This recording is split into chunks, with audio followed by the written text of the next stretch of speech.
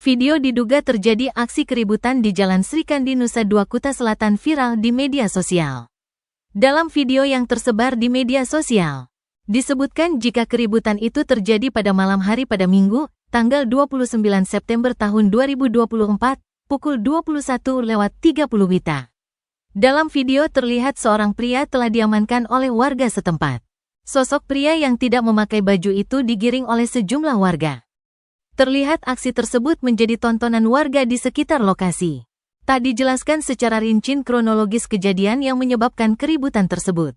Sontak video tersebut mengundang beragam komentar warganet di media sosial. Ada juga sejumlah warganet yang mengaku resah dengan keadaan Bali saat ini yang dirasa sudah tidak aman lagi. Bahkan sejumlah warganet menandai akun-akun institusi kepolisian dan juga tokoh-tokoh Bali. Bagaimana tanggapan kalian terkait video tersebut? Tulis di kolom komentar.